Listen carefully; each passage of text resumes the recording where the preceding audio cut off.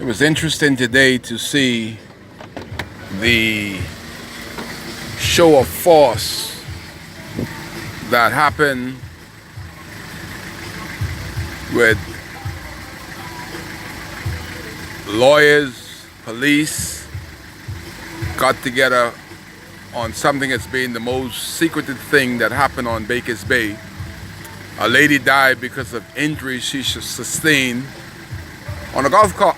Her husband was driving a golf cart, and I don't know if the curve or whatever the problem was, but when you see the U.S. government get involved, then we send the best of the best to investigate, because she is a United States citizen and her husband is well off. And it's perceived that because of Baker's Bay EMS, I don't even know if these EMS guys are licensed in this country, but they have been over there for over 8 years as EMS, and supposedly they kept her too long over there and caused her to be brain dead. So the biggest story in Abaco is that her husband hired an attorney, one of the leading law firms in the country, to go over there with the police from Marshall, the CDU, the new road traffic officer here, Leary, in charge of traffic in Marshall. The whole entourage went to Baker's Bay. And this is the only time that Negroes are allowed to go on Baker's Bay. If they're policemen, they're free to go wherever they want. Other than that, it's a no-no. You only could be there if you're working for Baker's Bay, and after you finish your work, you get off of Baker's Bay. Same thing with the police. Only way they were able to cruise and run around Baker's Bay like how they like is when they went there to investigate me, to go to Baker's Bay and to find out if I've committed a crime. Other than that, ZNS haven't got this story.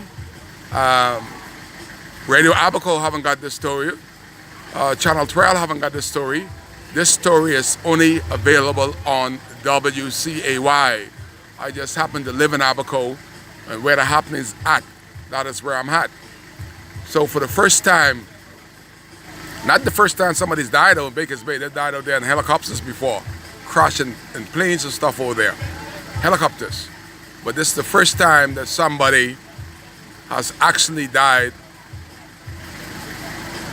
of a golf cart accident. The last person got knocked down by a golf cart was our immigration officer. I know she's gonna laugh when she see this one, but I'm not gonna call her name. But she had a hit and run. They knocked her down, rolled over, reversed over her, and the rest is history. But it is good to see that there's some law enforcement coming to Baker's Bay, because Baker's Bay has been an island unto itself, a law unto itself. When the Bahamas government cannot make them put car, license their vehicles, license their boat, pay to get their power, electrify, occupancy certificate, then we know that Baker's Bay is an island unto itself and law unto itself. The law of this country doesn't, Baker's Bay does not abide by the law of this country. They make their own laws, and they tell our politicians what to do. Our politicians, our government officials, turn a blind eye every day. And I wonder why. How much will it cost you to lose your integrity? Mind the Bahamian people are watching. The people that works on Baker's Bay, they know exactly which person is doing their job. They know exactly what law is being breaking, because they live in this country and they expect our officials that we are paying their salary, their uniform, to do their job. And when they don't do their job, then anarchy sets in. Everybody decide to do what they want to do. So we're looking to hear some result. The Bahamian people need to hear the result from this investigation. How did this lady come to succumb to our injuries and died in the Bahamas? That should not be only for the courts. but that should be for the general public, because we know that Baker's Bay sent out a memo months ago and saying that nobody, no Bahamian, have no rights over the rights of the members. You have no rights. If the members say die, you die. If the members is dying, you give them your life. That is what the memo said. And if you do not adhere to the rules of Baker's Bay, then Baker's Bay is not a place that you ought to be working.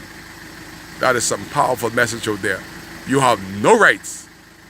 Only people that have rights on Baker's Bay is the membership. The rest of y'all is only slaves. That is what the memo basically means. Kai cares. As the investigation on the death, the first death on Baker's Bay in over a year. Everybody is trying to put the pieces together.